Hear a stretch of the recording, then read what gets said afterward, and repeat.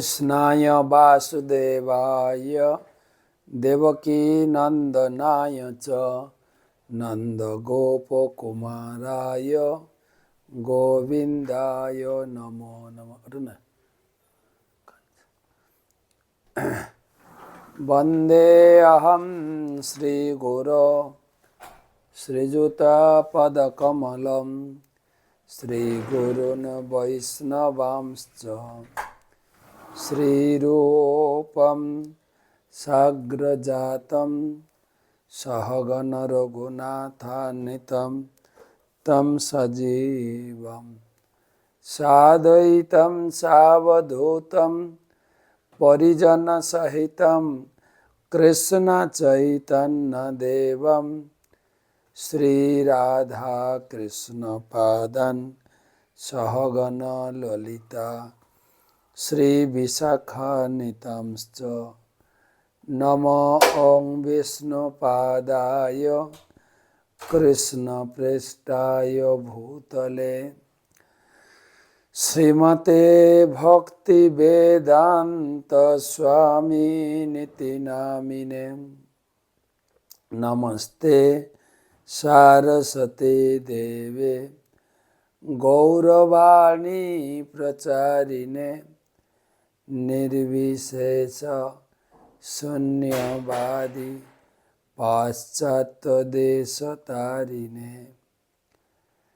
जय श्री कृष्ण चैतन्य प्रभु नित्यानंद श्री अद्वैत गदाधर श्रीवासादि श्री गौर भक्तबिंद हरे कृष्णा कृष्णा कृष्णा हरे हरे हरे राम राम राम हरे हरे।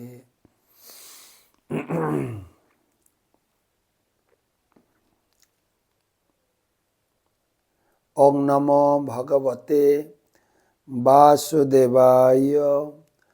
ओम नमो भगवते वासुदेवाय।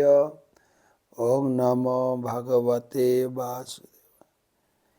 नारायणं नमस्कृत्य नरं चैव नरोत्तमं देवीं सरस्वतीं व्यासं ततो जयम् उदीरयेत्। तमादिदेवं करुणानिधानं तमालवर्णं सुहितावतारम् अपार संसार समुद्रसेतुं भजामहे भागवत स्वरूपम्। परम ब्रह्म पीड़ा कोवलय दल्लतफुल्ल नयन निवासी नीलाद्रौ निहित चरण अनंत शिरसि रसानंदी राधा सरस बपु आलिंगन सुख जगन्नाथ स्वामी नयन पथगामी भवतु में। आज के शुभ पवित्र रोपणी एकादशी उपलक्षे दिन काटिए रात्रे एसे उपस्थित হয়েছি भागवत आलोचना। भागवत आलोचनाয় সবাইকে জানাই কৃষ্ণ প্রীতি শুভেচ্ছা অভিনন্দন। আচার্যগণ গেয়েছেন মাধব তিথি ভক্তি জননী যতনে পালন করি। কৃষ্ণ বসতি বসতি বলি পরম আদরে বরি। এই মাধব তিথি একাদশী ব্রত খুব ভালোভাবে পালন করা উচিত। মাধব তিথি, এটা যে মাধব তিথি বা হরিবাসর আর ভক্তি জননী বলা হয়েছে। তো আমিও চেষ্টা করেছি ব্যাঙ্গালোরে সকাল থেকেই গুরু মহারাজের সেবা, চৈতন্য চরিতামৃত পাঠ, তারপরে ভক্তদের যে সমস্ত ভক্ত নিয়মিত গুরু মহারাজের নামে গীতা দান করেন মান্থলি বেসিস, 15 দিনে, প্রতি একাদশীতে অনেক ভক্ত গীতা দান করেন, অনেক ভক্ত প্রতি মাসে গুরু মহারাজের নামে গীতা দান করেন। যারা মান্থলি সেবা নিয়েছেন, গুরু মহারাজ চাইছেন প্রতি মাসে, প্রভুপাদ আমাকে বলেছেন যে 10,000 বড় বই, 1 লক্ষ ছোট বই বিতরণ করতে। তো আমি চাই তোমরা সবাই আমাকে সাহায্য করো। প্রত্যেকে যদি মাসে একটা গীতাও দান করো, আমি প্রভুপাদের আদেশটা পালন করতে পারবো। তো সেই সমস্ত দাতাদের জন্য বিশেষ একাদশী পূজা জগন্নাথের সামনে, এবং বাকি নাম জপ আদি। এবং কালকে ফিরতে একটু লেট হয়েছিল। গতকালকে আমরা গিয়েছিলাম, সকালে গুরু মহারাজের সেবা সম্পন্ন করে গেলাম মেলকোটে। মেলকোটে এই কর্ণাটকে খুব বিখ্যাত এবং পবিত্র জায়গা, যেখানে শ্রী রামানুচার্য 12 বছর ওখানে অবস্থান করে ধ্যান আদি সম্পন্ন করেছিলেন। স্বয়ং যোগ নরসিংহদেব 500 সিঁড়ির উপরে অবস্থান করছেন। তো সেখানে উঠে দর্শন করলাম। ব্যাঙ্গালোরের অনেক গৃহস্থ ভক্তবৃন্দ সহ আমরা প্রায় 40 জন গেছিলাম। রাস্তায় একটা নারিকেল বাগানে আমরা পিকনিক করলাম। ওখান থেকে গেলাম ভক্তদের নিয়ে নরসিংহদেবের দর্শন, বিশেষ পূজা প্রার্থনা, গুরু মহারাজের আরোগ্য কামনায় বিশেষ স্তবস্তুতি পরিক্রমা। ওখান থেকে আমরা গেলাম চেলুবর নারায়ণ স্বামী। সে বিগ্রহ সত্যযুগ থেকে ব্রহ্মার দ্বারা প্রতিষ্ঠিত নারায়ণ বিগ্রহ, এবং তার সামনে রয়েছে পঞ্চবেদী কুণ্ড। বলা হয়েছে সত্যযুগে সেখানে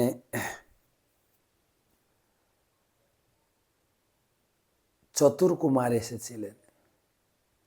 ত্রেতা যুগে ভগবান রামচন্দ্র এসেছিলেন।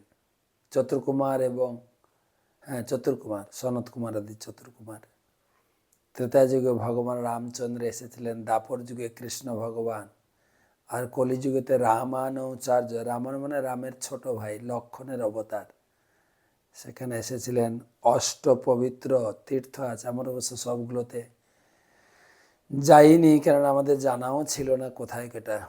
তারপরে আমরা ওখান থেকে নেমে মেলকোটে আমাদের একটা সুন্দর নন্দগাঁও, একটা ভক্ত বিশাল একটা এলাকা জুড়ে ওখানে একটা মন্দির স্থাপন করেছেন, এবং সুন্দর বাগান, গোশালা, গাছ থেকে আমরা পেঁপে, আঞ্জির, নারিকেল, সপেদা এগুলো সব পেড়ে খেলাম। লেবু। তারপরে ওখান থেকে আমরা মাইসুর, প্রথমে আমরা গেলাম চামুন্ডা হিল। কথিত আছে মহিষাসুরকে দুর্গাদেবী এখানে বধ করেছিলেন। সেই মাতা দুর্গার কাছে প্রার্থনা করলাম গুরু মহারাজের আরোগ্য কামনা। কাত্যায়নী মহামায়ী মহাযোগিন্নধীশ্বরী নন্দ গোপসুতং দেবী পতিং মে কুরুতে নমঃ। ওখান থেকে দর্শন, খুব সুন্দর দর্শন।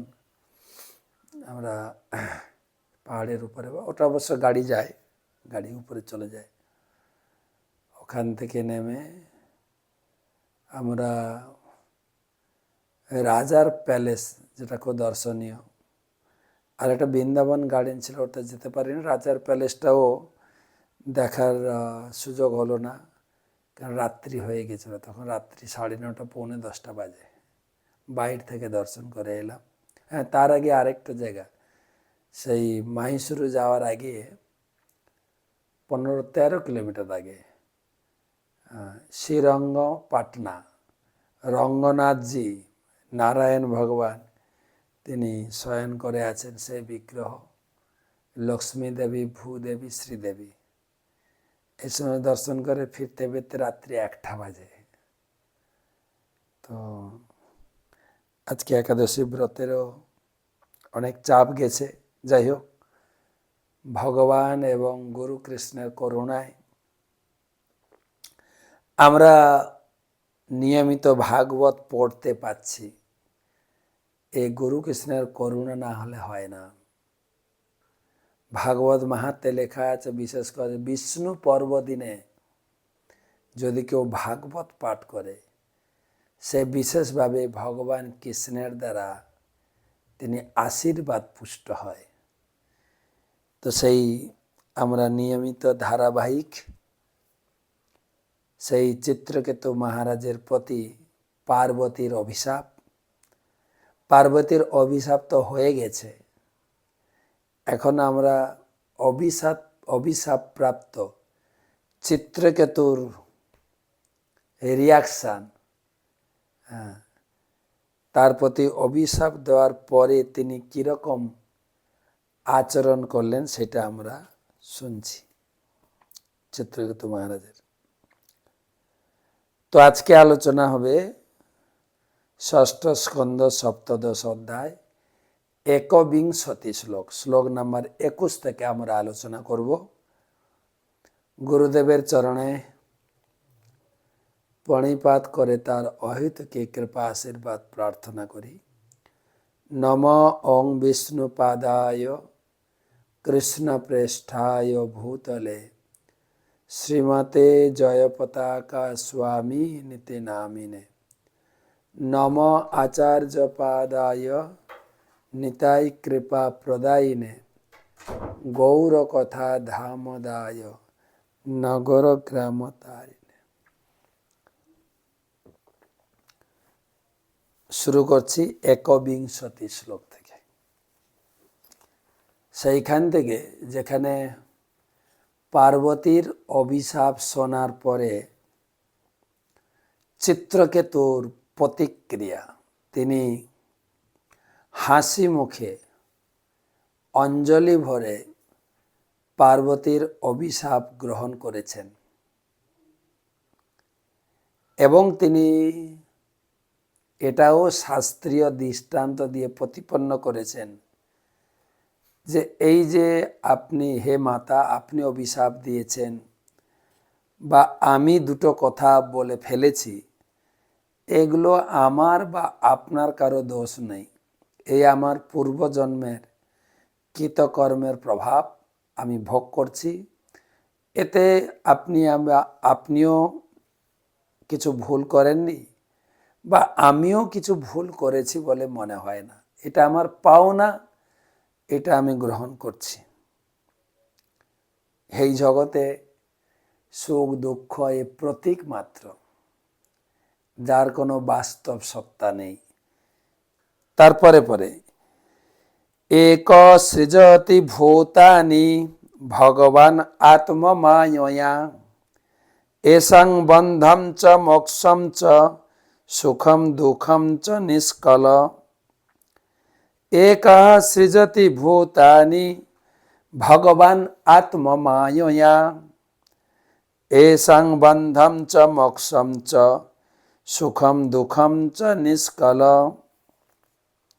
অনুবাদ: পরমেশ্বর ভগবান এক, জড়া প্রকৃতির পরিস্থিতির দ্বারা প্রভাবিত না হয়ে তিনি তার মায়ার দ্বারা প্রাণীদের সৃষ্টি করেন। মায়ার দ্বারা কলুষিত হওয়ার ফলে তারা অজ্ঞানাচ্ছন্ন হয় এবং বিভিন্ন প্রকার বন্ধনে আবদ্ধ হয়। কখনো কখনো জ্ঞানের প্রভাবে জীব মুক্ত হয়, সত্যগুণে তারা সুখ ভোগ করে এবং রজগুণে দুঃখ ভোগ করে। এখানে শাস্ত্রীয় দৃষ্টান্ত দিয়ে আলোচনা করছেন। এই ভগবান কাউকে সুখ দুঃখ দেন না। আমরা ভগবানকে ভুলে গিয়ে মায়ার দ্বারা প্রভাবিত হয়েছি, এবং মায়ার তো তিনটে গুণ। দৈবী হি এসা গুণময়ী মম মায়া দূরত্বয়া। মায়ার এই ত্রিগুণময় শক্তি, রজ সত্য তম।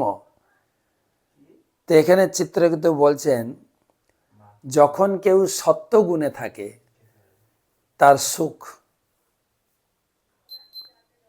কেবল সুখ ভোগ করে, রজগুণে দুঃখ ভোগ করে। কেন আমরা গীতায় 14 অধ্যায়ে সে কথা প্রতিপন্ন হয়েছে। সত্যম সুখে সঞ্জয়তি রজ কর্মণি ভারত। সত্যগুণ মানুষকে সুখ প্রদান করে, জীবকে সুখ প্রদান করে। রজ কর্মণি, রজ কেবল খাটো আর খাটো আর খাটো। যে পরিমাণে খাটবে সেই পরিমাণে সুখ তুমি পাবে না। রজকর্মণি ভারত। তাই পুরো জ্ঞান গর্ভ বক্তৃতা কিন্তু মনে হচ্ছে যেন চিত্রকেতু মহারাজ লেকচার শুরু করলেন, এবং তার অনুভব, তিনি অভিশপ্ত, তিনি লেকচার দিচ্ছেন সবার সামনে, যে আপনারা তো ভাগবত ক্লাস শুনছেন বসে, আমি যতটুকু উপলব্ধি করেছি, এই সুখ দুঃখ কেবল প্রতীতি মাত্র। যদি মনে করেন আপনি দুঃখী, মনে করেন আপনি সুখী, তাছাড়া এর কোনো অস্তিত্ব নাই, কিন্তু কোনো অস্তিত্ব নেই সুখ দুঃখ। ন তস্য কশ্চিৎ দ্বৈত প্রতীপ ন জ্ঞাতি বন্ধু ন পরো ন চস্য সর্বস্ব সমস্য সর্বত্র নিরঞ্জনস্য সুখেন রাগ কুত এব রোষ।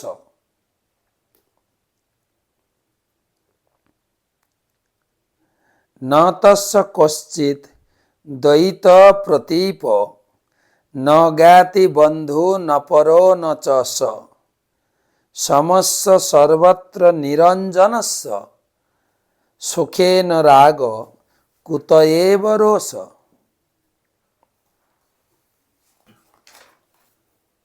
অনুবাদ: পরমেশ্বর ভগবান সমস্ত জীবের প্রতি সমদৃষ্টি সম্পন্ন।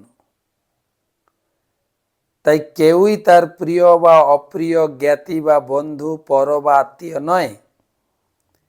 জড়া প্রকৃতির প্রতি আসক্তি রহিত হওয়ার ফলে তথাকথিত সুখের প্রতি অনুরাগ, দুঃখের প্রতি রোষ নেই। সুখ দুঃখ উভয় আপেক্ষিক। ভগবান যেহেতু সর্বদা আনন্দময়, তাই তার দুঃখের কোনো প্রশ্নই উঠে না। একই কথা কিন্তু হয়তো কেউ বলে না, অনেক সময় হয় না, অনেক কিছু প্রয়াস করে হয়তো আমি ভালো জিনিস পেলাম না, তখন আমরা বলে ফেলি, আরে ধুর, ওই সময় আমার কোনো আকাঙ্ক্ষা নেই। হ্যাঁ, অনেক কাউকে ভালোবেসেছিলাম, মেয়েকে, সে হয়তো আমার ভালোবাসার প্রতিদান দিল না, ধুর, আমি ওইসব কিছু মনে করি না, কে ভালোবাসলো কে ভালোবাসলো না বলে দেয় না। অনেক চেষ্টা করে চাকরি পাননি, ধুর, আমি এসব চাকরি টাকরি পাওয়ার প্রতি লোভ লালসা আমার নেই।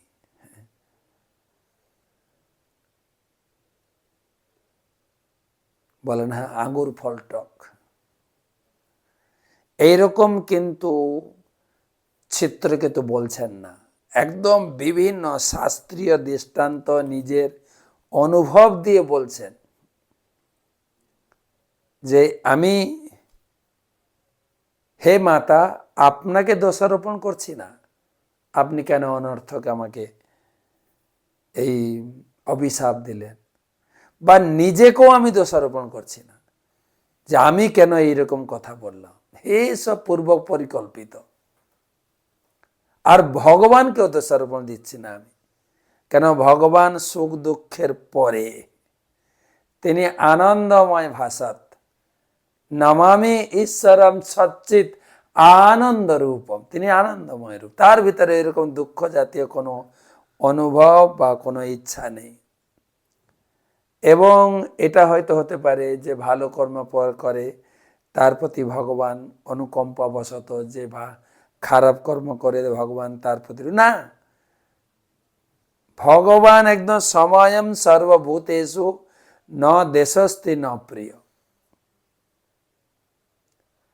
তিনিও সমদৃষ্টি সম্পন্ন, কারোর প্রতি দেশ বা কারোর প্রতি স্পেশাল আসক্তি নেই। তিনি একদম কুরুক্ষেত্রের মাঠে দাঁড়িয়ে বলে দিয়েছেন সময়ম সর্বভূতেষু ন দেশস্তি ন।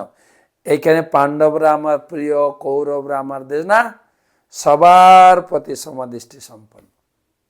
আমার কেউ বন্ধু নেই, আমার জ্ঞাতি নেই, আত্মীয় নেই, আমার প্রিয় প্রিয় কেউ নেই। সবাই নিজের নিজের কর্মফল হেতু সুখ দুঃখ ভোগ করছি আমরা। সুখ দুঃখর একটা আপেক্ষিক, এর কোনো বাস্তবতা নেই। যেরকম আমার মাথার উপরে ফ্যান চলছে, ফ্যানটা এই গরমকালে আরামদায়ক, যদিও এই ব্যাঙ্গালোরে নাতিশীতোষ্ণ, একদম সুন্দর ওয়েদার, না গরম না ঠান্ডা, মাঝে মাঝে সূর্য উঠছে, মিষ্টি রৌদ্রের ছোঁয়া, আবার 2-4 পশলা বৃষ্টিও পড়ছে। কালকে তাই হয়েছে, সারা দিনটা রৌদ্রের ছোঁয়া পেয়েছি আর বৃষ্টির, মানে যেন কেউ আরতির জল ছড়ায় না, ওরকম 2-4 পশলা পড়ে গেল। আজকেও তাই দেখছি, বা এই কয়দিনে এরকমই দেখছি। নাতিশীতোষ্ণ, সুন্দর মিষ্টি রৌদ্র, মিষ্টি হাওয়া। যখন সে পাহাড়ের উপরে 2 জায়গা উঠলাম, আমাদের মেলকোটে সে জগন্নাথ সিংহদেব আর এখানে চামুন্ডা হিল, কি হাওয়া, প্রচণ্ড হাওয়া, মিষ্টি হাওয়া। তো এই ফ্যান গরমের দিনে হাওয়াটা মিষ্টি, আবার শীতের দিনে যদি ফ্যান চালিয়ে দেওয়া হয় এই হাওয়াটা মিষ্টি নয়, কষ্টদায়ক। তাহলে বাস্তবিক পক্ষে ফ্যানটা সুখ দিচ্ছে না দুঃখ দিচ্ছে না, এটা আপেক্ষিক, একটা সময় বা পরিস্থিতির অপেক্ষা। গরমকালে আরামদায়ক, শীতকালে দুঃখদায়ক। ঠিক সেই রকম আমাদের জীবনে সুখ দুঃখটা আপেক্ষিক। আমার কাছে এটা দুঃখ হতে পারে, অন্যের কাছে সুখ। আর আমি মনে করেই দুঃখ, মনে করেই আমি ভেঙে পড়ি। সুখ দুঃখ একটু মনে করে, এখানে আমি অভিশপ্ত হয়েছি, এটা আমি কিছু মনে করি না। আমি তাতে দুঃখ বা কোনো প্রকার শোকের আমার অনুশোচনা নেই, এটা পূর্ব পরিকল্পিত। হ্যাঁ, আমাদের কোনো ব্যক্তি বলে গেছেন না, যা হয়েছে ভালো হয়েছে, যা হবে ভালো হবে, এটা উক্তি বলে। তো যাই হোক, বাস্তবতা, বাস্তব চিত্র আমি উপলব্ধি করছি, এখানে কারোর দোষ নেই। তথাপি তৎশক্তি বিসর্গ এষাম সুখায় দুঃখায় হিতাহিতায় বন্ধায় মোক্ষায় চ মৃত্যু জন্মন শরীরিণাম সংশ্রিত এবাপকল্পতে। তথাপি তৎশক্তি বিসর্গ এষাম সুখায় দুঃখায় হিতায় বন্ধায় মোক্ষায় চ মৃত্যু জন্মন শারীরিণং সংস্কৃতি এব কল্পতে। অনুবাদ: ভগবান যদিও আমাদের কর্মফল অনুসারে প্রাপ্ত সুখ দুঃখের প্রতি অনাসক্ত, এবং যদিও কেউই তার শত্রু নয়, কেউই তার বন্ধু নয়, তবু তিনি মায়া শক্তির দ্বারা পাপ পুণ্য প্রভৃতি কর্ম সৃষ্টি করে সুখ দুঃখ, মঙ্গল অমঙ্গল, বন্ধন মুক্তি, জন্ম মৃত্যুরূপ সংসারের কারণ। যদিও তিনি ভগবান, যদিও আমাদের সুখ দুঃখের ব্যাপারে উনি উদাসীন বৎ আসীন। নবম অধ্যায় ভগবত গীতায় ভগবান বলেছেন, আমি কারো সুখ দুঃখ প্রাপ্তি হারানো হতে আমি কোনো দায়ী নই। নিজের নিজের ভাই, কেউ কেসে জিতে গেল, কেউ হেরে গেল, আমি উদাসীন।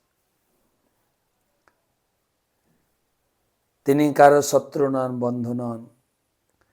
এই জগৎকে কন্ট্রোল করার জন্য মায়ের দ্বারা তিনি বন্ধন, মুক্তি, মঙ্গল, অমঙ্গল, সুখ দুঃখ, জন্ম মৃত্যুর সংসার তিনি তৈরি করে রেখেছেন এবং উপায় দেওয়া হয়েছে, এটা করলে এটা পাবে, ওটা করলে তুমি বেছে নাও, সেই অনুপাতে তুমি চলো। এখানে অনেকগুলো উদাহরণ দিয়ে প্রভুপাদ বুঝিয়ে দেন যে বিচারকের আদেশে কেউ কারাগার থেকে মুক্ত হয়, কেউ কারাগারে আবদ্ধ হয়, সেজন্য তো বিচারক দোষী বা দায়ী নয়। তো দায়ী তো আপনার কর্মফলের। মানুষ তার বিভিন্ন কর্ম অনুসারে সুখ দুঃখ ভোগ করে। আরেকটা উদাহরণ দিয়েছেন, সূর্য কিরণের প্রভাবে পদ্মফুল বিকশিত হয়, আর ভ্রমর গিয়ে সেই পদ্মফুলের ঘ্রাণ আজ্ঞান করে সুখ দুঃখ লাভ করে। কিন্তু ভ্রমরের সুখ দুঃখের জন্য সূর্য কিরণ বা সূর্যমণ্ডল দায়ী নয়। অনেক উদাহরণ দিয়ে বোঝানো হয়েছে ভগবান কেউ দোষারোপণ করা যায় না। আপনিও দোষী নয়, আমিও দোষী নয়, বা আমিও যে এই অভিশাপ পেয়েছি এতেও আমি দুঃখিত নয়। অথ প্রসাদয়ে নতম শাপ মোক্ষায় ভামিনী জন্মন্যস্য হসদ্ধুক্তম মম তৎক্ষমতাম সতি। অথ প্রসাদয়ে নতম শাপ মোক্ষায় ভামিনী। ভামিনী বলেছেন, হে প্রিয়া মা, ক্ষুব্ধা মা, ভামিনী। ভামিনী মানে অনেক সময় মান করে না, আমার কথায় আপনি রাগ করেছেন। প্রভুপাদ লিখেছেন, আপনি ক্ষুব্ধা মা আমার। যদমন্ন সে হাসাধুক্তম মমতম ক্ষমতাম সতী। হে মাতা, আপনি অনর্থক আমার উপরে ক্ষুব্ধ হয়েছেন, কিন্তু যেহেতু আমার সমস্ত সুখ দুঃখ আমার পূর্বকৃত কর্মের দ্বারা নির্ধারিত হয়েছে, তাই আমি শাপ মুক্তির জন্য আপনার কাছে প্রার্থনা করছি না, শাপ আমি গ্রহণ করে নিয়েছি। আমার বাক্য সঙ্গত হলেও আপনি তা অসঙ্গত বলে মনে করেছেন, সেই জন্য আমাকে ক্ষমা করবেন। ক্ষমা করবেন মানে তিনি এখানে পার্বতীর কাছে শাপ মুক্তির ভিক্ষা করছেন না, কিন্তু একটা শিষ্টাচার প্রদর্শন করেছেন। আপনি মা, আমার কথায় যদি আপনি আঘাত পেয়ে থাকেন আমাকে ক্ষমা করবেন, আমি কিন্তু অসঙ্গত কিছু বলিনি। আমার কপালে ছিল এই অভিশাপ পাওনা, আমি পেয়েছি, ওতে আমার কোনো দুঃখ নেই, কিন্তু আমি আপনার কাছে ক্ষমা চাইছি। আমার কথায় আপনি অনর্থক ক্ষুব্ধ হয়েছে। অনর্থক আবার বলছেন যে আমি অন্যায় কিছু বলিনি, যেটা করা উচিত নয়। মহাধ্যক্ষ সভাপতি শিব সেটা করছেন, আমি সেটা বলেছি মাত্র, যদিও কথা আমার খুব কঠোর হয়ে গেছে, সবার সামনে এরকম বলা উচিত নয়, সেই জন্য আমি ক্ষমা চাইছি। আমার সুখ দুঃখের জন্য আমি বা আপনি কেউ দায়ী নয়, এটা আমার পূর্বজন্মের কর্মের ফল। প্লিজ আমাকে ক্ষমা করবেন, আমাকে আশীর্বাদ করবেন। এইটা বলে তার বক্তব্য তিনি সমাপ্ত করেছেন।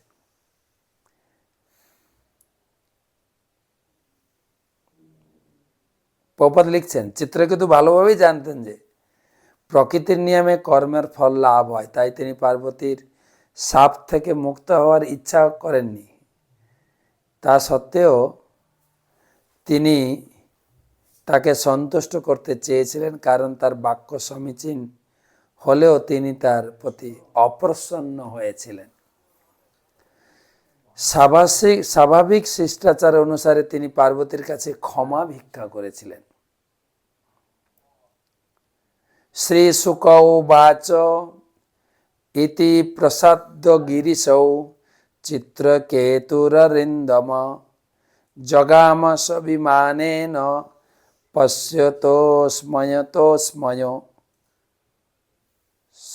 স্ময়তোস্তয়।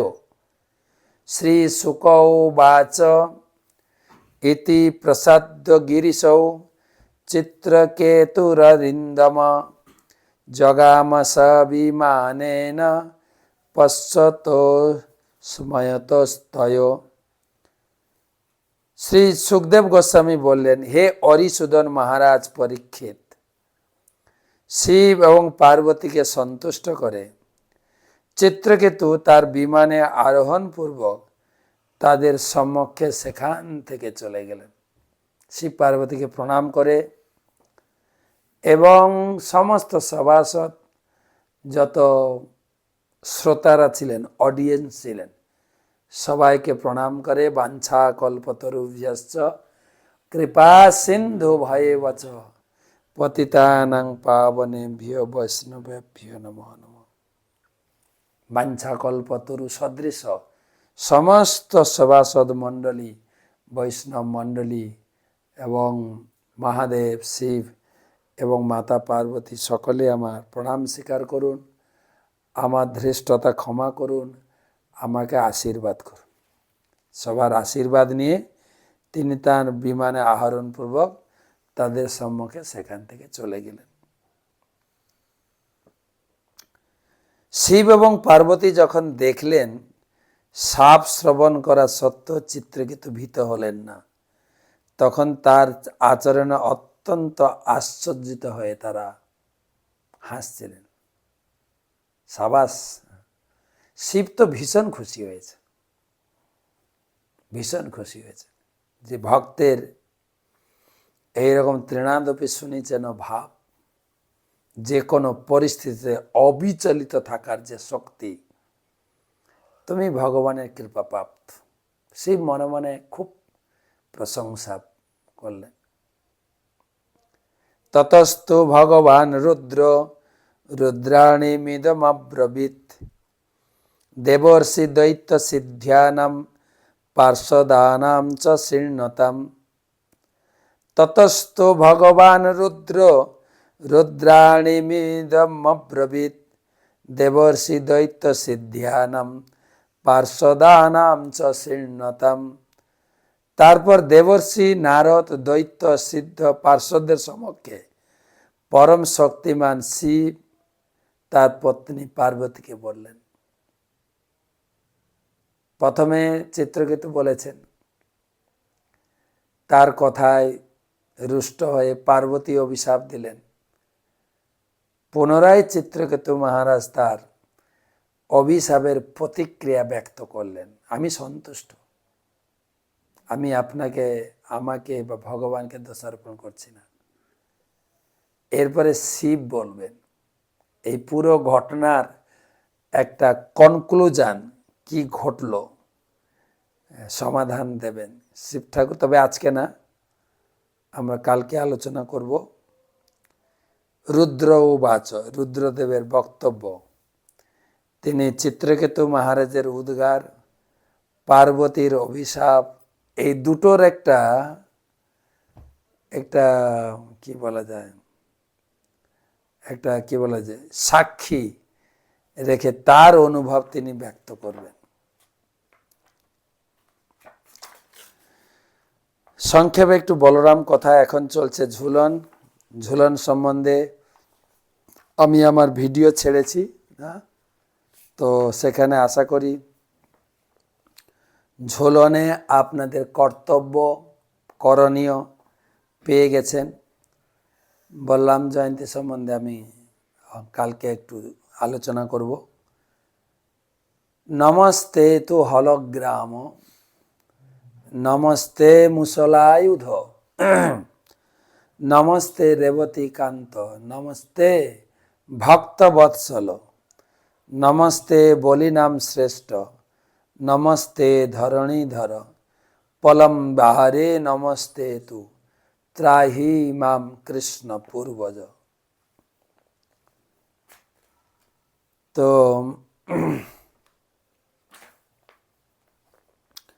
আমরা গতকালকে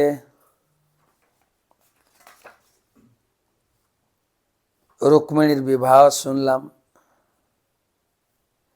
এবং রুক্মিণীর বিবাহের পরে সত্রাজিতের সত্যভামা জাম্ববতীকে বিবাহ হলো। তারপরে কৃষ্ণ বলরাম একটা দুঃখ সংবাদ পেয়েছিলেন যে যতুগৃহে হস্তিনাপুরে ধৃতরাষ্ট্র, শকুনি, দুর্যোধনাজি পরিকল্পনা করে পঞ্চপাণ্ডব এবং মাতা কুন্তিকে যতুগৃহে মেরে ফেলেছেন। অগ্নিদগ্ধ হয়ে তারা মারা গেছে। কৃষ্ণ বলরাম ছুটে গেলেন, যদিও কৃষ্ণ জানতেন তারা মারা যাননি। বিদুরের মহামন্ত্রী বিদুরের পরিকল্পনায় তারা সুড়ঙ্গ দিয়ে বেরিয়ে গেছে, তারা কেউ মারা যান। তবুও কৃষ্ণ বলরাম, ভীষ্ম, কৃপাচার্য, বিদুর, গান্ধারী, দ্রোণাচার্য এদের সঙ্গে তাল মিলিয়ে গভীর শোক প্রকাশ করলেন। অন্ত্যেষ্টিক্রিয়াও হয়ে গেল। হঠাৎ খবর এলো, হস্তিনাপুরে যখন কৃষ্ণ বলরাম ছিলেন, সত্যভামা ছুটে ছুটে এসে উপস্থিত হলেন যে আমার বাবাকে, সত্রাজিৎকে শতধন্বা মেরে ফেলেছে। তো কৃষ্ণ, যদিও কৃষ্ণ ভগবান, তো মায়া জগতের অভিনয় করে শ্বশুরের মৃত্যুতে তিনিও একটু শোক প্রকাশ করলেন এবং তিনি দ্বারকায় ফিরে যেতে মনস্থ করলেন। কিন্তু বলরাম আসেননি, বলরাম ছিলেন। বলরাম ওখান থেকে পাশেই মিথিলা নগরে গেলেন। মিথিলার রাজার সঙ্গে সাক্ষাৎ করলেন। মিথিলার রাজা খুব আড়ম্বর সহকারে বলরামকে অভ্যর্থনা এবং তার যা কিছু রাজকার্য হিসেবে তিনি সব করলেন। আর সেই সময় দুর্যোধন গিয়ে মিথিলাতে বলরামের সেবা করে বলরামের কাছ থেকে গদাযুদ্ধ শিক্ষা লাভ করেছিলেন। সেই সময় গদাযুদ্ধের অ্যাকচুয়ালি দুর্যোধন হচ্ছে বলরামের গদাযুদ্ধের কি বলে শিষ্য বা ডিসাইপল। আরেকটা কাহিনী বলি। বলরাম এই রুক্মিণী এবং কৃষ্ণের বিবাহ হলো। রুক্মিণীর কৃষ্ণের পুত্র হলো পদ্মুম্ন। এদিকে রুক্মী মানে রুক্মিণীর বড় ভাই, রুক্মীর কন্যা ছিল রুক্মবতী। রুক্মবতীর সঙ্গে আবার পদ্মুম্নের বিবাহ হয়। সেই বিবাহে যদিও রুক্মী মানে রুক্মিণীর দাদা রাজি ছিলেন না, কিন্তু কিছু করার নাই, তো রাজি হতে বাধ্য হলেন। এবং যেহেতু বোনের মুখ চাইয়ে এটা মেনে নিয়েছিলেন। তারপরের পিঢ়ি দেখেন, কৃষ্ণ রুক্মিণী, কৃষ্ণ রুক্মিণীর পুত্র হচ্ছে পদ্মুম্ন, আর রুক্মীর কন্যা হচ্ছে রুক্মবতী, মানে মামাতো বোনের সঙ্গে বিয়ে হলো। আবার রুক্মীর নাতনি, রুক্মীর নাতনি কি নাম আছে এখানে দেখে দাঁড়ান, রচনা। আর পদ্মম্নের ছেলে অনিরুদ্ধ, সেটাও বোনের সম্পর্ক, তাদের আবার ভালোবাসা হয়েছে, তাদের বিয়ে হলো, সেটাও রুক্মিণী মেনে নিয়েছিলেন, কিছু করার ছিল না। মনে অনেক রাগ থাকলো, কিছু করার নাই তো, ছেলে মেয়েগুলো সব বিয়ে করছে, কি করা যাবে। আর কৃষ্ণর ক্ষমতা তো জানে তো। যাই হোক, বিবাহ সম্পন্ন হওয়ার পরে কলিঙ্গরাজ রুক্মিণীকে পরামর্শ দিলেন, তোমার এই রাগ শান্ত হবে, তুমি একটা পাশা খেলার আয়োজন করো। বলরাম পাশা খেলাতে তো দক্ষ না, ওকে হারানো যাবে, অপমান করা যাবে। তো পাশা খেলায় রুক্মিণী বলরামকে পাশা খেলায় আহ্বান করলেন, চ্যালেঞ্জ করলেন। বলরাম প্রথমে 1000 মুদ্রা পণ করলেন, তারপরে না, প্রথমে 100 মুদ্রা, তারপরে 1000 মুদ্রা, তারপরে 10,000 মুদ্রা বাজি রাখলেন। প্রথম রাউন্ডে রুক্মিণী জিতে গেলেন। বলরামের পরাজয়ে কলিঙ্গরাজ তার সমস্ত দাঁত বেঁকড়ে হাসতে শুরু করলো, কটাক্ষ হাসি। বলরাম মেনে নিতে পারলো না। বলরাম আবার জিদ ধরে 1,00,000 মুদ্রা বাজি রাখলেন। প্রথমে 100, 1000, 10,000, এবারে 1,00,000 মুদ্রার বাজি। আর সেখানে বলরাম জয়ী হয়ে গেছে। কিন্তু ধূর্ত রুক্মিণী জালিয়াতি করে নিজেকে ঘোষণা করলো, এবং না, এটা আমার জয়, তোমার জয় হয়নি। রুক্মিণী সবার সামনে চিৎকার করে বলতে, আর বলরাম একদম ক্রোধে একদম আগুন হয়ে গেছে। পুনরায় বলরাম 1,000,000 স্বর্ণ মুদ্রার বাজি ধরলেন, সেখানে বলরাম আবার জয় হয়েছে। সেখানেও রুক্মিণী আবার মিথ্যা কথা বলে, না তুমি পরাজিত বলে, এবং উপস্থিত তার পক্ষে যত লোক ছিল সাক্ষী দিতে বল, তারা সবাই সাক্ষী দিলেন। আর রুক্মিণী জয় হয়েছে বলে উঠে পড়লেন। উপর থেকে দৈববাণী হলো, না, এটা বলরামের জয় হয়েছে। দৈববাণী শোনা সত্ত্বেও রুক্মিণী মানলেন না, বলরামকে বিদ্রুহ করে, আরে তুমি কি করে জয় করবে, তুমি পাশা খেলা জানো, সারাদিন তো মাঠে গরু চড়াতে, পাশা খেলার মর্ম তুমি কি বুঝবে। আর এমন ভাবে বলা শুরু করলেন, বলরামের রাগ চড়তে চড়তে চড়তে চড়তে, হাতে গদা ছিল না, এক গদা ঘা মেরেছেন রুক্মিণীর মাথায়। রুক্মিণী স্পট ডেড, মারা গেলেন। আর কলিঙ্গরাজ দাঁত দেখিয়ে হাসছিল না, এ ঘুষি দিয়ে তার দাঁত সব ফেলে দিয়েছে। এই করে তারপরে কলিঙ্গ এবং রুক্মিণীর যত সমর্থ, তারা পালাচ্ছিল। বলরাম আর ছাড়েনি, সবার উপরে গদা পিটাতে পেতে কার হাত মাথা পা ভেঙেছে, ছন্ন বচ্ছন্ন করেছে। শ্রীকৃষ্ণের শালা মারা গেছেন না, শালক। কিন্তু রুক্মিণী বলরাম উভয়ে তার প্রতি গভীর স্নেহ ছিল। বিয়ের সময় কৃষ্ণ মারতে চেয়েছিলেন, বলরাম আটকাচ্ছিলেন, বলরাম এবং রুক্মিণী। সেজন্য কৃষ্ণ এখানে চুপচাপ, কাউকে কিছু বলেননি। তারপরে বলরামের হাতে রুক্মিণীর মৃত্যু হলো, এবং বলরাম অনিরুদ্ধ আর রচনাকে নিয়ে দ্বারকায় ফিরে এলেন। রাধে রাধে দাও ভাই বলরাম কি যায়।